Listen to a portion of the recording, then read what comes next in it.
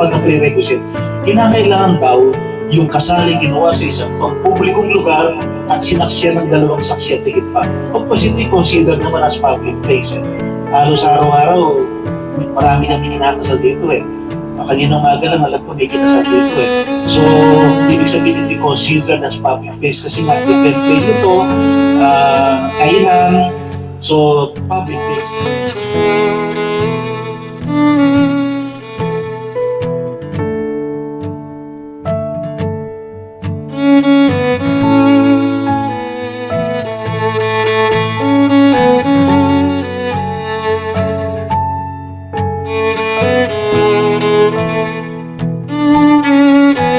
Una po kami nagkita ni Rios sa McDo.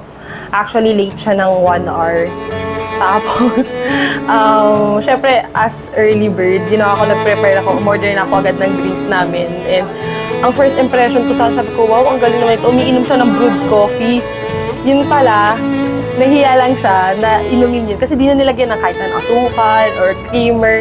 Basta ininom lang niya talaga yung brewed coffee. Yun pala, he wants to make an impression sa akin na parang, strong ako, gano'n. Tapos, nung late siya, grabe, tagaktak yung pawis talaga niya, gano'n. Pero nagulat ako sa tangkad niya, hindi ko expected. Kasi sa, lang kami, internship lang kami nagkakilala. Tapos matangkad pala siya. Sabi ko, pogi. Ganun. Tapos, ang good traits niya, sobra siyang maunawain. Never kaming nag-away na pinalipas niya. As in, every time, every away namin talaga, hindi siya mapapakali. Nagsusorry talaga siya kahit minsan ako yung mali. Ganon. Tapos, sobra niyang, hands-on. Sobra niyang manly and family-oriented. Ang vow ko sa kanya, hindi ko siya pababayaan. Alam ko na marami pa kaming pagdadaanan. Mahirap man yung sa simula, pero alam kong kakayanin namin together. And Zoe, I love you so much.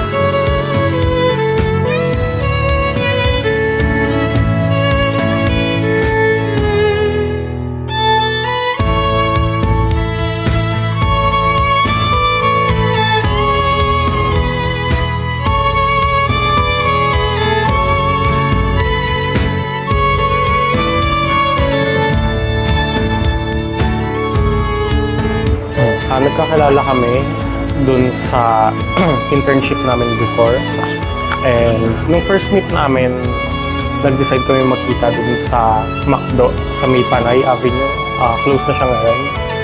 And dahil malayo nga yung pinanggalingan ko, and malapit lang siya, nauna siya sa akin dun for an hour. So, nandun na siya, nasa bahay pa ako. Nagre-ready pa lang ako. Tapos, nung nagkita kami, yung first impression ko sa kanya is kaya niyang dalhin yung sarili niya. Kasi yung the way ng pananamit niya, ganun, masasabi mo, mapera, mayaman, ganun. Which is, nung kinita ko siya compare sa akin, ang suot ko lang is yung jacket ko, tsaka shorts, ganun. And, marami akong nagustuhan trait sa kanya. And, isa doon yung pinaka is yung ang dami niyang kayang gawin. Kaya niya magluto ng mga bagay na nakikita lang namin sa social media. Kaya niya gumawa ng mga kung ano-ano, pati sa gawain bahay. Then yung mga gawain na panglalaki sa bahay, kaya niya yan. And yung kung paano siya mag-care for others. Nakikita ko kung paano niya binavalue yung relationship niya sa ibang tao, yung friendship niya. And yun yung mga pinakagusto ko sa kanya traits. Ang may papangako ko sa kanya is pinapangako kong hindi siya makakaranas ng mga bagay na hindi niya dapat nararanasan ngayong kasama niya na ako. Paprotektahan ko siya and ipapafeel ko sa kanya na marami nagmamahal sa kanya. Nandito ako lagi para supportahan siya sa mga desisyon niya. And moving forward, pag nagkaroon kami ng sarili namin pamilya, pinapangako kong magiging mabuting tatay at asawa sa kanya. I love you. I'm hopeless now. I'd climb every mountain and swim every ocean just to be with you and fix what I'm broken. Oh, 'cause Family code. Pag sinabi nating family code, alam naman natin ito yung mga batas patungkol sa pagpapamilya. that you are the reason. From the very beginning. Ikalawa, kapag yung kinakasaling yung personal na umarap sa nagkakasal, bawal yung mga tinatawag nating non-abuse marriage and marriage. I need to know if I could turn back the clock, make sure the lights feed at the dark, spend every hour of every day keeping you safe. I climb every mountain and swim every ocean just to be with you and fix what I've broken.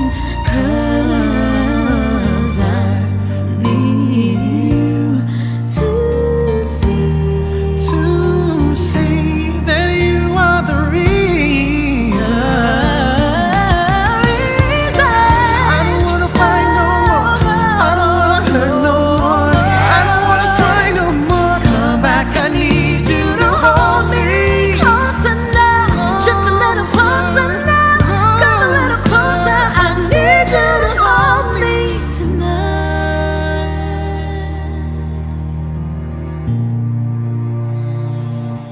I climb every mountain and swim every ocean just to be with you and fix what I've broken. 'Cause I Need you to see to see.